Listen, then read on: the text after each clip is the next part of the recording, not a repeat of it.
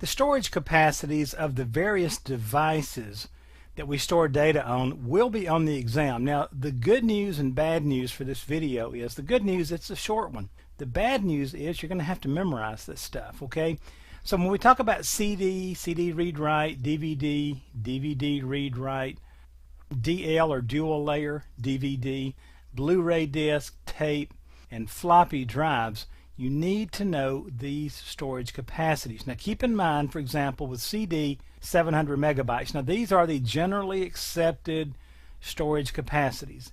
And there's always a 13-year-old out there who figures out how to reformat something or do something a little different. And some of these will change even before I complete the recording of this particular training video. But these are the standard accepted industry standard storage capacities, and this is what you need to know. Just memorize these if you don't already know them, and you'll be perfectly fine on the exam.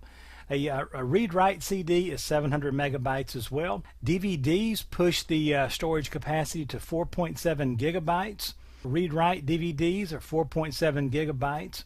Dual layer DVDs are 9.4 gigabytes. Notice you just double that. A Blu-ray can store up to 25 gigabytes. Tapes generally go up to about 800 gigabytes, and floppy drives, if you had the old 5 1/4 inch floppy drive, it was somewhere between 360 kilobytes to 1.2 megabytes.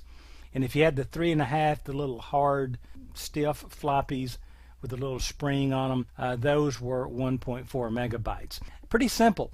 Just memorize these. There's not a lot to memorize, but just know these capacities. You could see questions on the exam. You know, Mary needs to store about 900 megabytes of data. Can she use a CD? Not just on one CD. She could use multiples, but if she wants it all on one medium, she's going to have to use a DVD, right? So you can see how that would go. Pretty straightforward.